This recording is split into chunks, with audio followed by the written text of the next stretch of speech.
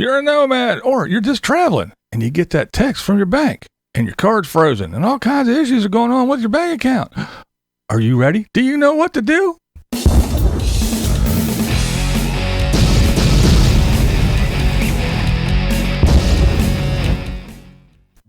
What's up, blind viewers? How you guys doing? All right, we all know that traveling can be stressful sometimes. Even if you are a full-timer and you're used to it and you enjoy it and the life is for you, sometimes things can get a little stressful. And one of those things can be financial issues. And I'm not talking about, just like running out of money or or things getting expensive and shit like that. I'm talking about what happens if inadvertently your bank flags a purchase that you did, or, maybe there's one of those skimmers. You went to the gas station or you went to an ATM or something and you swiped your card and there was a skimmer in there and somebody stole your information and all kinds of shit. Are you ready for stuff like that? Well, that's exactly what happened to Bunny. BunnyPlaysHere.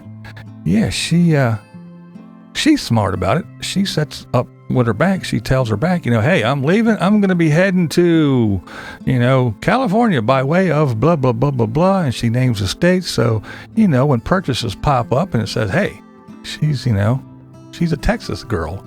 Why are people in California using her card?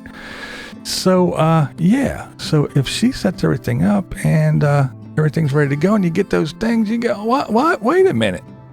And then especially when you get those, those little text or something from your bank. Is it really your bank? Do you trust it?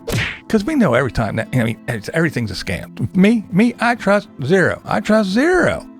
Because, you get all kinds of people. Amazon, we will never call you unless you ask us to, blah, blah, blah, blah, blah. And, you get all these little texts that's, hey, this has been compromised. And you click on it and they want your information. And as soon as you give your information, boom, you're done. You just gave all your shit away and now you're screwed.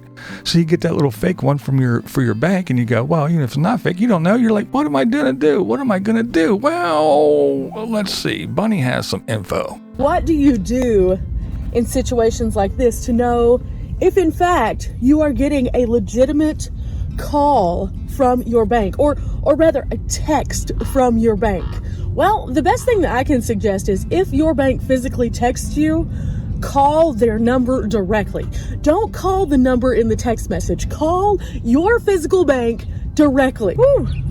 My reason for this is if you call the physical branch that you actually bank at and speak to someone you physically already have spoken to, you can have the assurance inside that nothing is going awry. I think that was my biggest panic moment yesterday, was that I did not know if that text message was actually from my bank or not, because there's so many people these days who try to defraud others, and it made me so nervous. And yeah, it does make you nervous.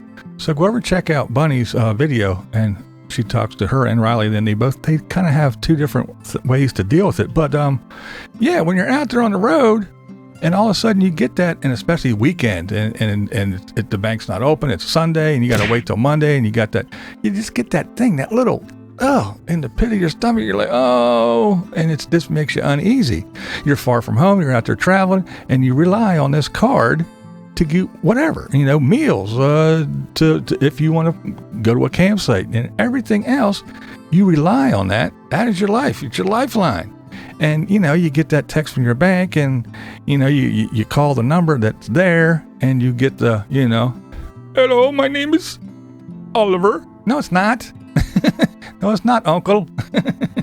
So you just never know and you don't trust it because, hey, let's face it, you never know who you're talking to, because American companies, they don't pay people here in call centers usually, unless it's, just a small group.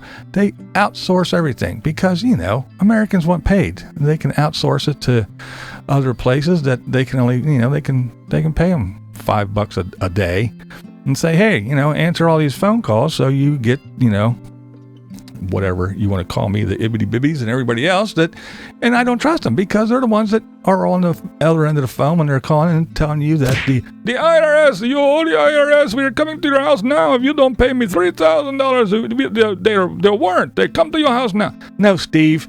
It's not, but they're the ones. That's the voices you hear. So when you call that number that just texts you and that's the voice that you hear, you go, oh shit, I just gave all my information to everybody.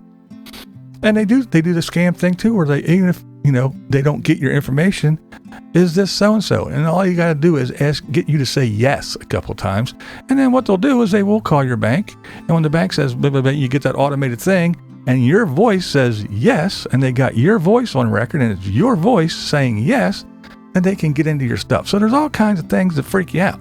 So when you're on the road and you have these issues, are you ready for them? Are you prepared? Do you know what's going on? Because again, you can just go something as simple as just going and getting gas, or going into the Starbucks, because, the nomads, sometimes they go to Starbucks to steal that Wi-Fi, and you go in there and you go over and you get your cup of latte or whatever, and you swipe your card. You never know. Somebody could have put a skimmer on, especially out at the gas stations, the gas pumps and everything. So yeah, financial issues out there when everything goes crazy and we do everything electronically, and, again, your life you are on the road. You're on the road. You can't just zip into your local branch and go, hey, what's up, Sally? It's me. Hey, got this thing saying that this and that and that's going on. And, oh, don't worry, Mr. or Mr., because it's your branch at home. No, you're out and about. And I guess the good thing is if you do have one of those banks that says, hey, wait a minute, someone in Louisiana is buying shit, little trinkets, or they're at Walmart buying up all kinds of stuff. No, hey, alert, alert, alert. And sometimes they'll freeze your card. So it is wise. Even though you're a nomad and you never really know where you're going to be, it probably is a good idea to let somebody know, to say, hey, I'm going to be in this state. So if you do see charges in Missouri or in Florida, I am going to be there. So expect those things. And it is good to have, banks that do that stuff, but it can be an inconvenience. So be prepared in this digital world. Watch out for things. And when you use your card, even if you go get another one, a backup one that you never use, that just in case that one does get yanked, frozen, stolen, or whatever, you got something, so you're not out there with your ass swinging in the breeze with no money. Because it doesn't matter where you live, when you run out of money, you're shit out of luck. But you don't have to agree with me. This is BlindViews, and that's the way I see it. What we do here is go back.